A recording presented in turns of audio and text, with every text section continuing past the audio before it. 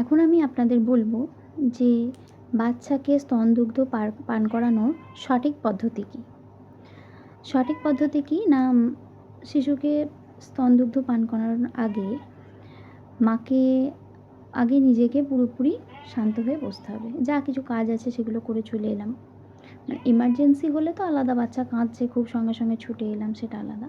এমনি সময়ের যদি বলছি যে মনে হচ্ছে 2 ঘন্টা, আমরা যেটা বলি যে বাচ্চা তো ছোটো বাচ্চা একদম, তাদেরকে 2 থেকে 3 ঘন্টা পর পর সে যদি ঘুমায়ও, ঠিক আছে?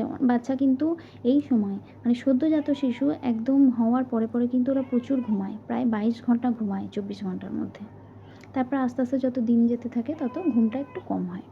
তো এই যে ঘুমাচ্ছে বলে তাকে আমি তুলব না, তাকে খাওয়াবো না, ঘুমাক, এটা কিন্তু করবেন না। তাতে কিন্তু তার শরীরের গ্লুকোজের পরিমাণ কমে যায়।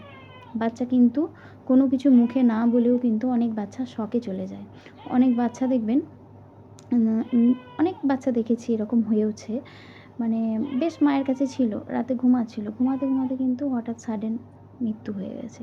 তো তার অনেক কারণ থাকতে পারে, কিন্তু এটাও একটা কারণ যে বাচ্চার কিন্তু গ্লুকোজ লেভেল একদম কমে যাচ্ছে, বা এটাও হয় যে মুখে নাকে চাপা পড়ে যায়।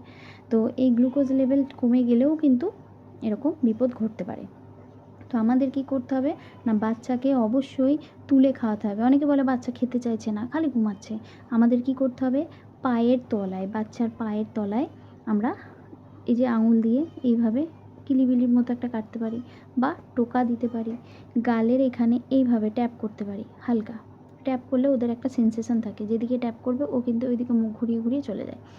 তো সে কিন্তু জেগে উঠে কিন্তু খাবে, তাকে স্তনের বিন্দুটাকে মুখে দিতে হবে।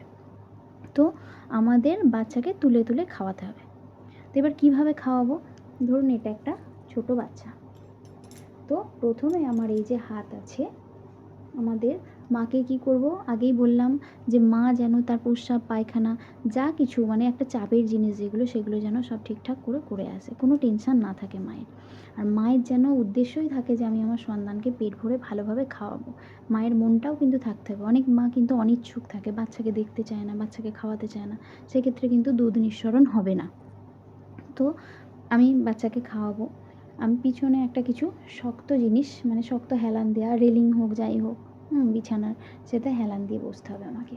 বসলাম, বসার পর এই যে কনুই আছে, কনুইয়ে বাচ্চার মাথাটা নিলাম, এইভাবে থাকবে বাচ্চার এই যে পিঠের তলা দিয়ে আমার হাত থাকবে, আর এই হাতটা থাকবে আমার স্তনের কাছে। স্তনটা ধরে আমি কিন্তু ওকে খাওয়াবো, ঠিক আছে? তো বাচ্চার যে পেটটা মায়ের পেটের দিকে থাকবে। বাচ্চার যে এই পিছনে একটা হাত আছে, এই হাতটা মায়ের বগলের এখান দিয়ে নিচের দিকে থাকবে, এই হাতটা বাচ্চার এখানে থাকবে। হলো, পেটটা মায়ের পেটে হলো। এবার বাচ্চাকে এই হাতে নিজের স্তনটাকে ধরে এইভাবে ধরে সিসেপেট করে বাচ্চার মুখে দিয়ে খাওয়াতে হবে। এবার হচ্ছে যে বাচ্চাকে কিভাবে দেব না, মায়ের স্তনের যে কালো অংশটা গোটাটা যেন বাচ্চার মুখে থাকে, ঠিক আছে? নিচের অংশটা পুরোপুরি ঠোঁট দিয়ে ঢাকা থাকে একদম, আর উপরের কালো অংশটা যেন বেশিরভাগটা বাচ্চার মুখের মধ্যে থাকে। আর বাচ্চা সেইভাবেই কিন্তু টানাতে হবে। এমন নয় যে শুধু স্তনবিন্দুটা ধরে আছে, তাহলে কিন্তু ঠিকঠাকভাবে বাচ্চা খাচ্ছে না, মুখে দেয়া থাকলেও কিন্তু সে দুধ পাচ্ছে না বা টানছে না।